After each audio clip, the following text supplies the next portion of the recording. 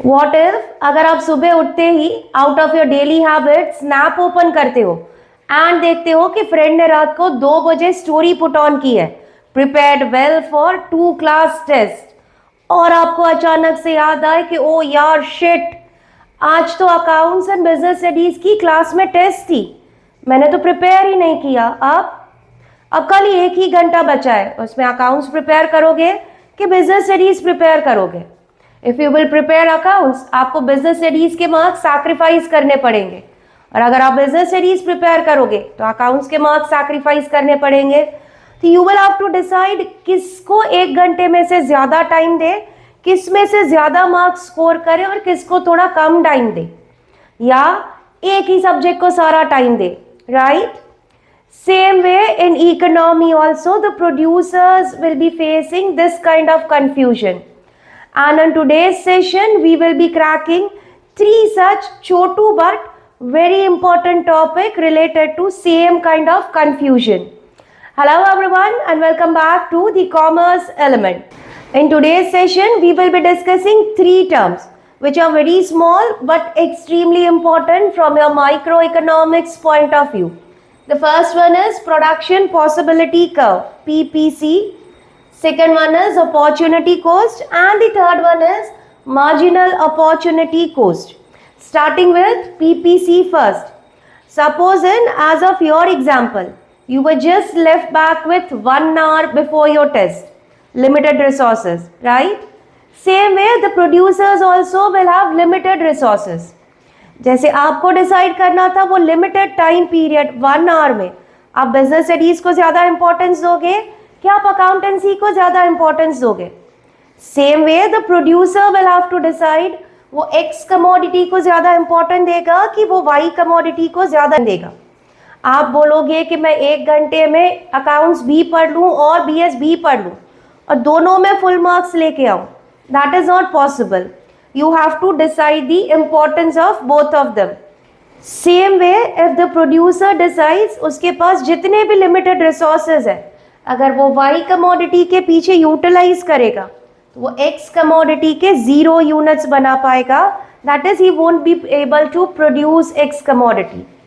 अगर उसे X commodity की 1 extra unit बनानी है, then he will have to sacrifice some units of Y commodity. उसे 10 में से अब Y कमोडिटी 9 मिलेगी. उसे X कमोडिटी की 1 more extra unit बनानी है, then he will again have to sacrifice some units of Y commodity. 1 more extra units, 3 units बनाने, again he will be sacrificing the production of Y commodity. And if at all producer decide करता है कि वो सारे resources का X commodity के production में utilization करेगा, तो he will be producing 0 units of Y commodity. जैसे आप अकाउंटेंसी और बिजनेस स्टडीज में कंफ्यूजन फेस कर रहे थे, same way the producer also will have confusion behind production of X and Y commodity. ना प्रोड्यूसर ने ये समझ लिया है कि उसके पास जितने भी गिवन रिसोर्सेज, गिवन टेक्नोलॉजीज है, उसका यूज करके he will be able to produce A B C D और ई अल्टरनेटिव में से कोई ना कोई तो combination of X and Y commodity वो बना ही लेगा. So this is where exactly the concept of PPC lies. It is a curve showing alternative production possibilities. As in our case, alternative production possibilities are A B C D E of 2 commodities. As in our case, 2 commodities are X commodity and Y commodity with given resources and given technology. जो भी resources, जो भी technology producer के पास है, उसका use करके X and Y commodity के कितने alternatives producer बना पाएगा. अगर वो सारे alternatives, वो सारे combinations को लेके if you make the curve, then you will get curve something like this, and this curve is known as production possibility curve. One thing is very much sure that अगर उसको X commodity का production बढ़ाना है, 0 में से 1 करना है, तो फिर उसे Y commodity का production reduce करना पड़ेगा. X commodity का production और बढ़ाना है, तो उसे वाई कमोडिटी का प्रोडक्शन और कम करना पड़ेगा. And thus the curve will show all the production possibilities that a producer can have for X and Y commodity with given resources and given technology. I hope the PPC concept is very much clear to you. Moving on to the second term, opportunity cost. Now suppose producer can produce 4 commodities A, B, C and D. वो 4 commodities को produce करके if the producer will sell them in the market, he will get the value of output as for A commodity उसे 5000 मिलेगा, for B commodity he will get 4700, for C commodity he will have 5100, and if he produce D commodity और उसे sell करेगा तो producer will get 4900 from the market.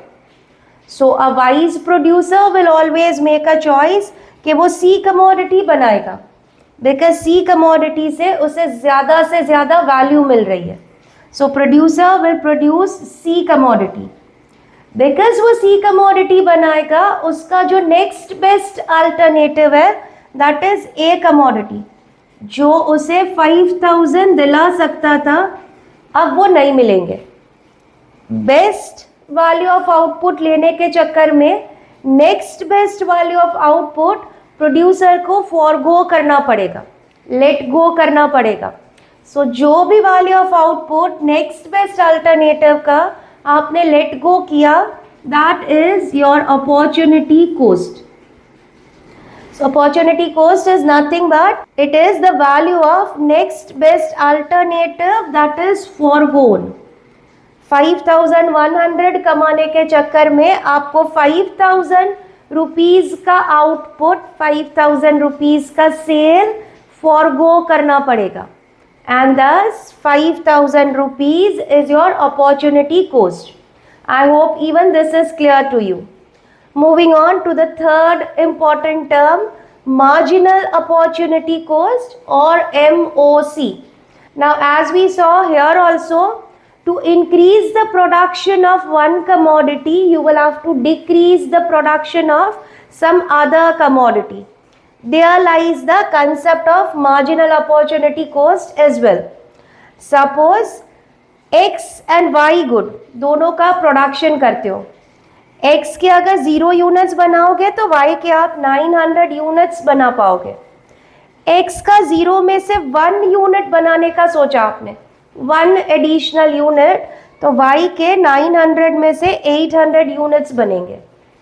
X का 1 मोर additional unit बनाने का सोचा, 1 में से अब 2 यूनिट्स बनाओगे, तो Y कमोडिटी के 800 के बदले में 680 यूनिट्स बनेंगे.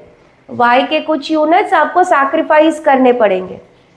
X का 1 मोर यूनिट बनाने का सोचा, 3rd यूनिट बनाने का सोचा, अगेन आप Y कमोडिटी के 680 में से 520 यूनिट्स बना पाओगे. अगेन आपको Y कमोडिटी के कुछ यूनिट्स का प्रोडक्शन सैक्रिफाइस करना पड़ेगा, फॉरगो करना पड़ेगा. That is what MOC is.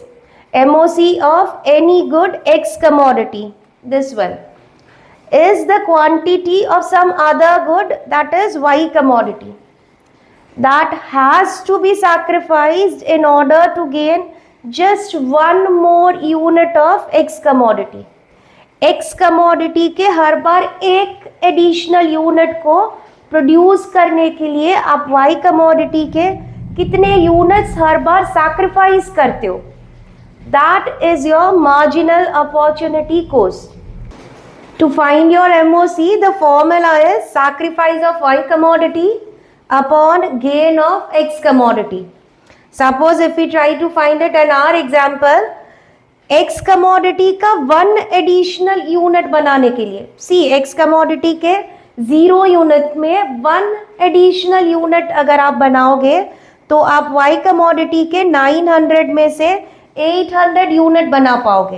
तो X का 1 यूनिट गेन करने के लिए आपने Y के 100 यूनिट्स का सैक्रिफाइस किया. 1 में 1 मोर एडिशनल यूनिट अगर प्रोडक्शन करना चाहा तो आप Y कमोडिटी के 800 में से 680 यूनिट्स बना पाओगे। दैट इज इस बार आपने Y कमोडिटी के 120 यूनिट्स का सैक्रिफाइस करा।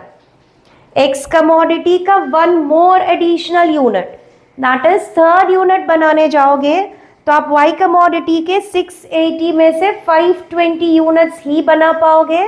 That is you will have to sacrifice 160 units of Y commodity. So if we try to put this sacrifice of Y commodity for gain of one additional unit of X commodity into this formula, it will be sacrifice of Y commodity upon gain of X commodity. यहाँ पे आपने Y commodity का 100 unit का sacrifice किया to gain one additional unit of X commodity. So your MOC will be 100. One more unit of X commodity बनाने के लिए आपने Y commodity के 120 यूनिट सैक्रिफाइस किए। So Y का सैक्रिफाइस अपॉन X का gain 120 upon 1, your MOC will be 120.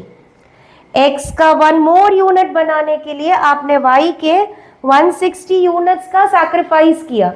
So 160 upon 1, your MOC this time will be 160. And like this, you will be able to find marginal opportunity cost. I hope even this is clear to you.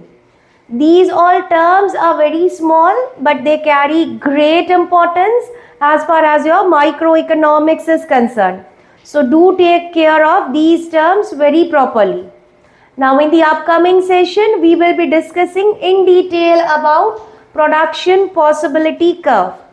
Until then, if you have any queries, any question or any doubts, you can ping me in the comment section and I'll get back to you. Stay tuned till the next session. Goodbye.